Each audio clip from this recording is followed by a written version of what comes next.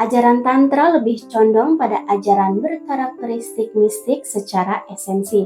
Ajarannya menuntun kita untuk mengalami penyatuan antara jiwa personal atau sunyatma dengan jiwa kosmik atau universal para sunyatma. Namun, kebanyakan orang mengira mistisme Tantra sebagai ajaran sesat dengan praktek pemujaan berhala dan pengultusan atas diri. Padahal di dalam Tantra sendiri terkandung kebijaksanaan kuno yang menuntuni jiwa-jiwa untuk kembali pada sang sumber, yakni Sang Hyang Parasunyatma sebagai Sangkan Paraningdumadi. Leluhur Nusantara membangun peradaban dengan bersandar pada konsep penyatuan ini. Tempat-tempat katyagan atau pertapaan baik patirtan atau sumber mata air maupun candi sesungguhnya dibangun sebagai tempat mereka untuk menemukan kesejatian hidup dan melakukan hubungan sekaligus penyatuan dengan Sang Hyang Parasunyatma.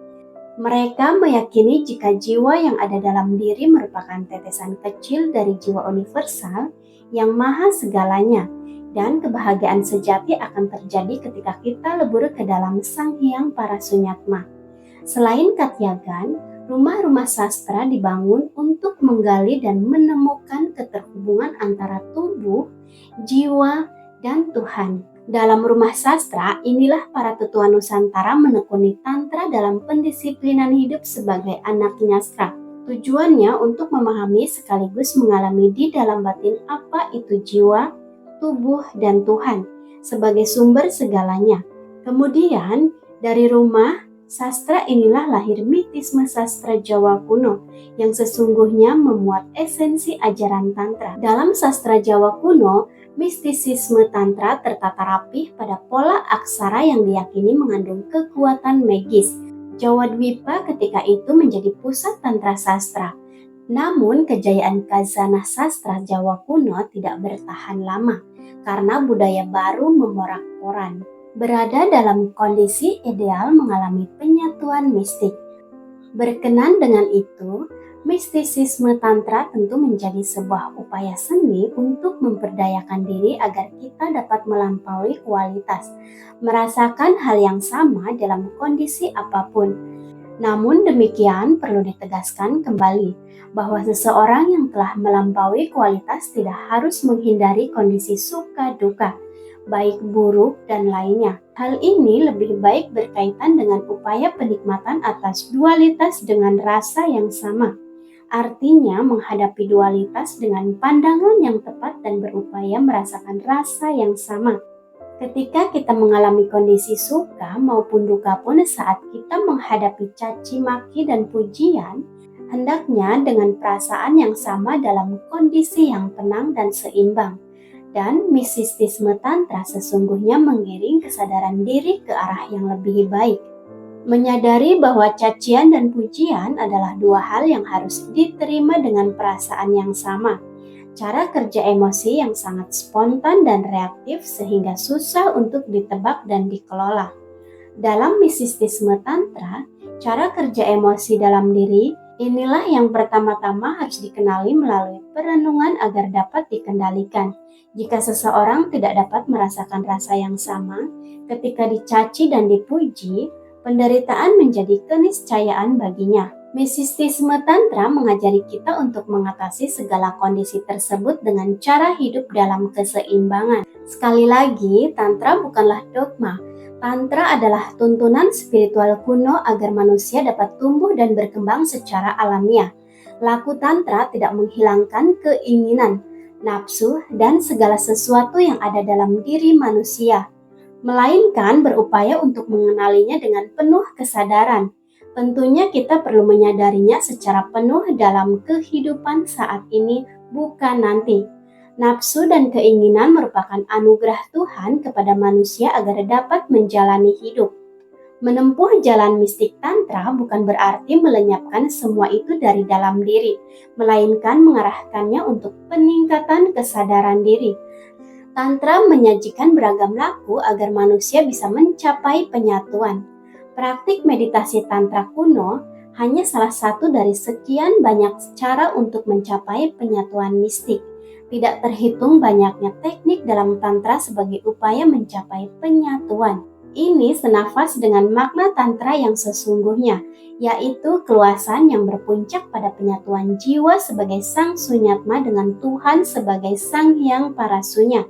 Saya sendiri lebih suka menyebut tantra sebagai ensiklopedi spiritual yang diwujudkan dalam praktik-praktik dan pendisiplinan diri yang tidak terbatas untuk mencapai penyatuan. Kebanyakan dari kita mengira praktik tantra berfokus pada satu jalan untuk mencapai penyatuan. Apalagi selama ini tantra selalu dihubungkan dengan hal-hal goib, sehingga ajaran ini tidak mudah diterima banyak orang. Pandangan itu tidak sepenuhnya tepat. Ajaran tantra dapat diajarkan pada semua orang tanpa pandang bulu. Ajaran ini pun dapat diajarkan kepada semua usia, yang tentu saja mesti disesuaikan dengan kapasitasnya. Sebab hal terpenting dalam belajar tantra adalah kesiapan kita dalam menerima pengetahuan itu dan keberadaan guru yang memberikan tuntunan. Menariknya, ajaran dan formulasi mistik tantra dapat melampaui pandangan saintifik. Sains memiliki keterbatasan dalam menjelaskan suatu hal. Misalnya, sains hingga kini tidak dapat membuktikan keberadaan jiwa dan Tuhan sebab sains bertumpu pada metode ilmiah dan lebih berupaya melakukan pencarian keluar diri. Sementara Tantra menempatkan metode mengalami sendiri atau anubhawazana, penyatuan itu dan tentunya melalui pencarian ke dalam diri. Dengan demikian, tujuan Tantra adalah mengetahui Tuhan dan jiwa, serta hubungannya melalui pengalaman dan menggunakan tubuh sebagai laboratoriumnya. Dengan cara itu, kita akan mengalami keberadaannya dalam pengalaman-pengalaman mistik, agar lakon kehidupan tidak ubahnya perayaan dari penyatuan yang sakral. Dalam Tantra, bersatunya jiwa individual dengan jiwa kosmik digambarkan sebagai penyatuan antara Sakti dan Siwa. Sakti dan Siwa mewakili aspek jiwa dan Tuhan.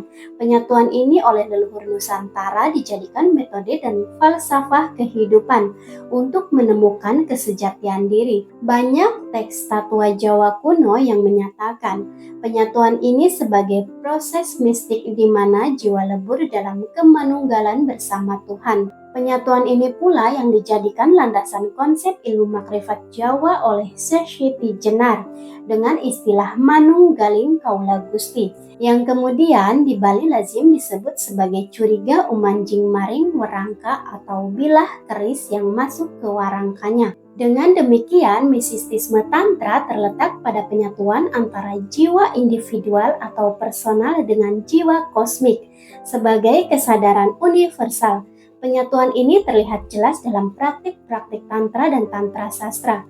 Jalan penyatuan itu ditempuh melalui pencarian ke dalam dan hendaknya dialami sendiri sebagai pengalaman asketis yang menyatu dengan erotisme. Lebih lanjut dalam teks Tantra Nusantara yang masih dapat dijumpai di Bali. Aspek mistik Tantra terletak pada penyatuan atau aksara-aksara suci. Penyatuan tersebut tidak hanya dapat dilakukan dalam diri selaku buana alit, melainkan juga dalam buana agung. Bahkan penyatuan aksara ini dapat dilakukan dengan memadukan keduanya. Pada praktiknya, terlebih dahulu hendaknya diketahui susunan dan penempatan aksara dan tubuh kita maupun semesta. Kemudian semua itu disatukan dalam penyatuan yang magis dan rahasia lewat meditasi khusus. Jika kalian pengen lebih lengkap mengenal Tantra ini seperti apa, kalian bisa klik link di deskripsi ya untuk membeli buku ini. Tentunya tidak semua yang ada dalam buku ini aku baca. Hal-hal yang menarik lainnya bisa kalian temukan sendiri saat membacanya.